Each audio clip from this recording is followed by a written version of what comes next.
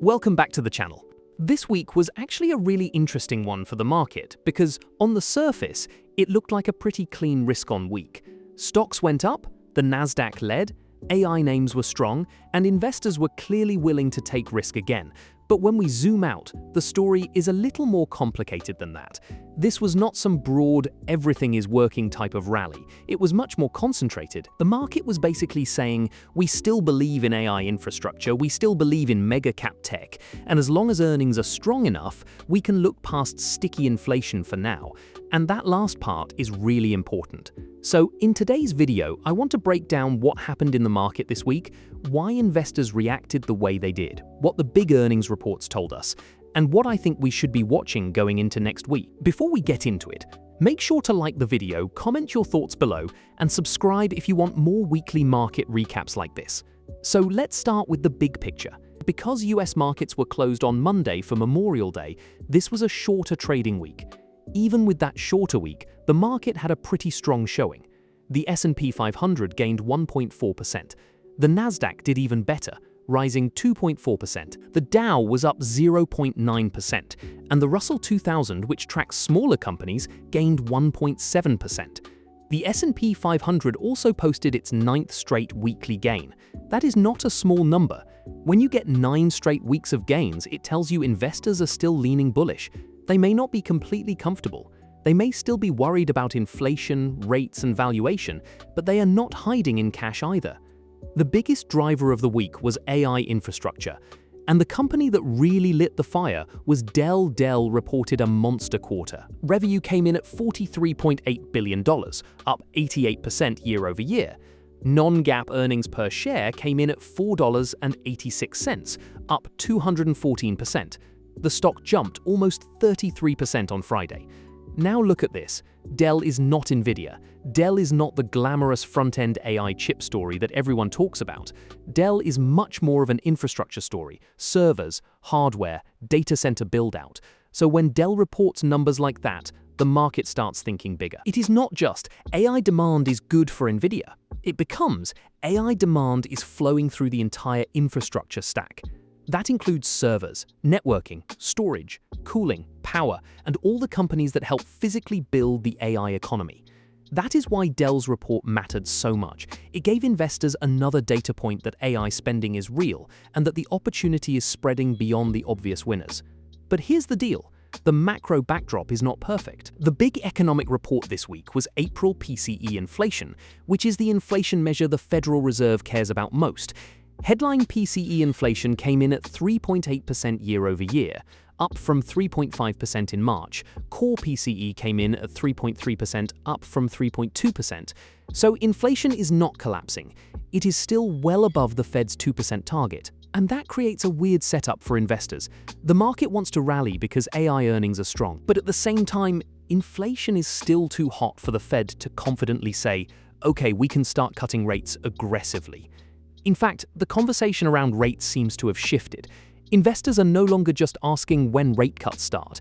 They are also asking whether the Fed may have to stay higher for longer, or in a more uncomfortable scenario, whether another hike could come back onto the table if inflation keeps rising. That is the risk sitting underneath this rally. And to be fair, bond yields did move lower late in the week. The 10-year Treasury yield finished around 4.45%, while the 2-year yield was near 4%. That helped stocks, especially growth stocks, because lower yields reduce some of the valuation pressure. But if the 10-year Treasury starts pushing materially higher again, especially back above that 4.5% area, the market could get more sensitive very quickly. Now, the other macro data was mixed. First quarter GDP was revised lower. Real GDP grew at a 1.6% annualized rate, down from the earlier estimate of 2%. That suggests the economy was a bit softer than investors originally thought. Durable goods orders looked strong at first glance, rising 7.9% in April to $346 billion. But a lot of that strength came from transportation equipment. Excluding transportation, orders rose 1.1%. So the headline number was big, but it was not necessarily a signal that the entire industrial economy is booming. Initial jobless claims rose to 215,000, up 5,000 from the prior revised level. Continuing claims were around 1.786 million. That does not scream recession. but it does suggest the labor market may be cooling slowly at the edges. Consumer confidence also slipped a little, with the Conference Board's index falling to 93.1 in May from 93.8 in April. So when I look at the macro picture, I would describe it like this. Growth is not falling apart, consumers are still spending, but inflation is sticky and the Fed does not have a clean path to cutting rates. That is why earnings are so important right now. If rates are not going to bail out the market, then earnings have to do the heavy lifting. And this week, AI earnings helped. Nvidia was still part of the conversation, even though its earnings came slightly before this specific recap window. Nvidia reported fiscal Q1 revenue of $81.6 billion, up 85% year-over-year, with non-GAAP gross margin of 75% and non-GAAP earnings per share of $1.87. Those are extremely strong numbers. But the stock reaction was more muted than what you might expect from a company putting up that kind of growth. And that says something about expectations. When a company becomes the center of the market, great numbers are not always enough. Investors start demanding perfect execution, perfect guidance, and even then, the stock may not explode higher because so much optimism is already priced in. Dell was different because the market seemed more surprised by the scale of AI demand flowing into its business. That is why Dell got rewarded so aggressively. Salesforce, on the other hand, showed the other side of this market. Salesforce reported record fiscal Q1 results. GAAP earnings per share came in at $2.42, up 52%. Non-GAAP earnings per share came in at $3.88, up 50%. Those are strong numbers. But the stock fell because guidance disappointed investors. And I think that is an important signal for the software sector. Investors are not just rewarding companies for saying AI anymore. They want to see actual revenue acceleration, stronger guidance, and evidence that AI products are becoming real financial contributors. If the story is exciting but the numbers do not follow through, the market is getting more selective. Costco was another interesting one. Costco reported fiscal Q3 net sales of around $69.2 billion, up roughly 11.6% year-over-year, with earnings per share of $4.93. That is a solid result from a high-quality business, but the stock still slipped, and that tells us something about valuation. Even great companies can struggle if expectations are already high. Quality is not a free pass. If a stock is priced for excellence, the results need to be excellent and the future outlook needs to keep improving. Now let's talk sectors. Technology was clearly the winner. The tech sector rose more than 2% on Friday alone, driven by AI, semiconductors, servers, cybersecurity, and data infrastructure. The strongest theme was AI infrastructure. Dell's earnings lifted not just Dell, but also the broader server and hardware space. Investors looked at those numbers and started asking, who else benefits from this AI data center build-out? Energy meanwhile lagged because oil prices fell sharply. WTI crude traded around $87.76 per barrel near the end of the week and was down roughly 16% for the month. Lower oil helped ease inflation fears, which is good for the broader market. But it hurt energy stocks. That is the trade-off. Consumer discretionary, healthcare, and real estate were also weaker. Real estate in particular remains sensitive to interest rates. If inflation stays too high and the Fed cannot cut, rate-sensitive sectors are going to have a harder time. So again, this was not a broad market rally where everything worked. It was a focused rally. AI worked, tech worked, infrastructure worked. Some of the more defensive and rate-sensitive parts of the market did not participate as much. Commodities were also telling a story. Oil fell as geopolitical risk premiums faded. That helped the inflation narrative, but I would not assume that risk is gone. Oil can move quickly if geopolitical conditions change, and if oil spikes again, it could feed directly back into inflation expectations.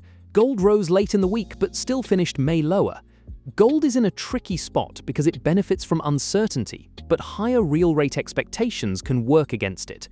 The US dollar softened slightly on Friday, but currency was not really the big story. Bitcoin traded near $73,800, but crypto was not the main expression of risk appetite this week.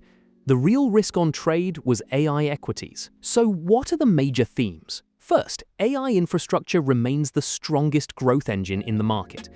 Dell's results made that clear. The AI story is expanding from chips into the broader physical build-out of data centers.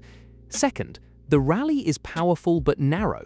Indexes can keep making new highs even if leadership is concentrated, but that also means investors need to be careful about assuming the average stock is doing as well as the headline index.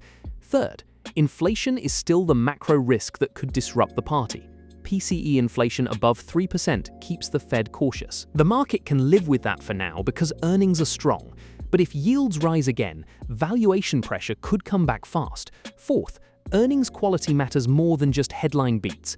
Dell was rewarded because growth, guidance, and AI demand all lined up. Salesforce showed that strong earnings are not enough if guidance does not support the story. And fifth, oil is still a major swing factor. Falling oil helped this week. Rising oil could create a very different market mood. Looking ahead, the big event next week is the May jobs report. Investors will be watching payroll growth, unemployment, wages, and labor force participation. A strong jobs report could support the idea that the economy is healthy, but if wage growth looks too hot, it could also increase rate concerns. A weak jobs report could do the opposite. It might help the rate cut narrative, but it could also raise questions about economic momentum. Broadcom earnings will also be a major test for the AI trade. Expectations are already high, so the market will be looking closely at AI revenue margins and guidance. We also have ISM manufacturing and services data, plus earnings from names like CrowdStrike, Hewlett-Packard Enterprise, Palo Alto Networks, Viva Systems, and Marvell. So next week is not quiet. My big takeaway is this: the bull case got stronger this week, but it also became more dependent on AI earnings continuing to deliver. The market is not rallying because inflation is solved. It is not rallying because the Fed is clearly about to cut. It is rallying because the companies tied to AI infrastructure are putting up numbers that investors cannot ignore. That is exciting, but it also raises the bar for long-term investors. I would not chase every stock just because it has AI exposure. The better approach is to look for companies with real demand, real earnings power, strong cash flow, and a clear role in this multi-year infrastructure cycle. The hype is loud, the numbers are what matter, and this week, the numbers were strong enough to keep the rally alive. If you found this recap helpful, make sure to like the video, comment below with what you're watching next week, and subscribe for more stock market and investing breakdowns.